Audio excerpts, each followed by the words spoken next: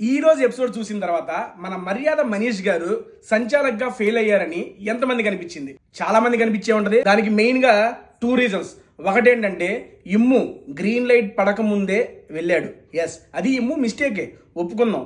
కానీ సంచాలకుగా ఉన్న మర్యాద మనీష్ గారు అంతకుముందు ఇద్దరు వెళ్ళినప్పుడు కూడా గ్రీన్ లైట్ పడలేదు, ఆగండి, వెయిట్ వెయిట్ అని చెప్పి ఇమ్ము వెళ్ళేటప్పుడు మాత్రం చెప్పలేదు. దీన్ని బట్టి ఏమర్థం అవుతుంది? సంచాలకుగా అతను ఎవరికి సపోర్ట్ చేయకూడదు, కానీ ఆయన ముందు ఇద్దరికి చెప్పి ఇమ్ముకు చెప్పకుండా అలా సైలెంట్ గా ఉండటం అక్కడ సంచాలకుగా ఆయన చేసిన తప్పే.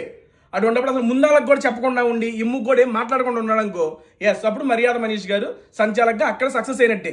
కానీ దాని తర్వాత నుంచి మళ్ళీ ఆయన ఏం చెప్పాడు? ఏమండి, వెళ్తున్న వాళ్ళందరికీ ఇట్స్ యువర్ కాల్, గ్రీన్ పడింది, నేనేం చెప్పను, మీ ఇష్టం మీ ఇష్టం అంటూ చెప్పుకొచ్చాడు. ఆల్రెడీ ముందు చెప్పాడు కాబట్టి ఇక్కడ కూడా చెబితే బాగుండేది. అక్కడ చెప్పకుండా ఇక్కడ చెప్పకుండా ఉన్నా బాగుండేది. కానీ అక్కడ చెప్పి ఇక్కడ చెప్పలేదు కాబట్టి ఆయన ఆ విషయంలో ఫెయిల్. రెండోది, మన పవన్ కళ్యాణ్ అది మారుస్తూ తన లెఫ్ట్ హ్యాండ్ని ఇక్కడ పైన పెట్టాడు. అది అతను చూడలా, మనకు క్లియర్గా విజిబుల్ కనపడింది. ఎప్పుడైతే బర్నీ గారు హౌస్ మేట్స్ అందరూ నువ్వు చూసావు అని అన్నారు, అప్పుడు ఎస్ నేను చూశాను, నువ్వు మా చెయ్యి ఇక్కడ పెట్టావను. ఆయన పెట్టింది మా చెయ్యే కాదు, ఆయన పెట్టింది ఈ చెయ్యి. కానీ అక్కడ ఆయన చూసి మళ్ళీ అందరూ చూశారు, నేను చూడలేదంటే ఏమైద్దో ఏంటో అనే సెన్స్లో అబద్ధం చెప్పేశారు. అక్కడ సింపుల్గా ఏమండి నేను చూడలేదు, ఆ టైంలో నేను గమనించలేదు అని చెప్పేస్తే ఓకే, ఎర్రర్ కింద కన్సిడర్ చేసేస్తాం. కానీ అలా కాకుండా ఆయన అక్కడ కూడా మిస్టేక్ చేశాడు. ఈ 2 మిస్టేక్లు ఉన్నాయి కాబట్టి ఇక్కడ నా ఉద్దేశం ప్రకారం మర్యాద మనీష్ గారు సంచాలకుగా ఫెయిల్ అయినట్లే.